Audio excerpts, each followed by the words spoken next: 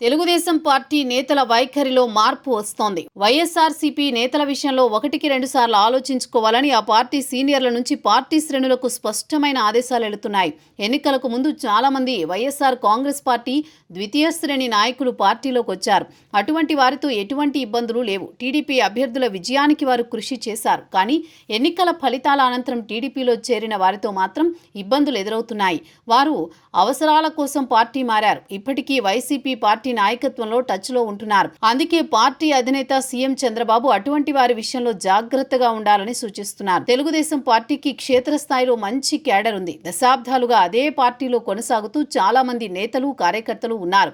YCP నుంచి టీడీపీలో చేరిన వారు చాలా నియోజకవర్గాల్లో ఇబ్బందులు పడుతున్నారు. విభేదాలు సృష్టిస్తున్నారు. కీలక నియోజకవర్గాల్లో టీడీపీ ఎమ్మెల్యేకు క్యాడర్కు గ్యాప్ ఏర్పడడానికి వారే ప్రధాన కారణం.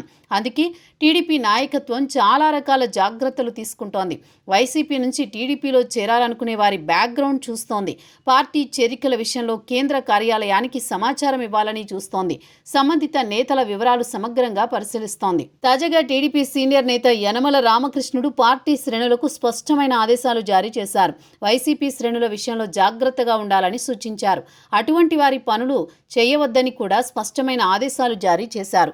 తుని అసెంబ్లీ నియోజకవర్గ టీడీపీ శ్రేణుల సమావేశం జరిగింది. ఆ నియోజకవర్గానికి ఎమ్మెల్యేగా యనమల రామకృష్ణుడు కుమార్తె దివ్య ప్రాతినిధ్యం వహిస్తున్నారు.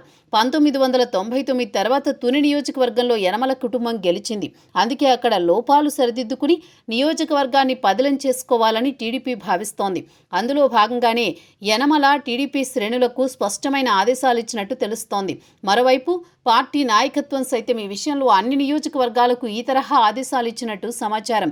చాలా నియోజకవర్గాల్లో వైసీపీ నేతలు పనులు జరుగుతున్నాయన్న ఆరోపణలున్నాయి. అందుకే టీడీపీ నాయకత్వం అప్రమత్తమైనట్టు తెలుస్తోంది.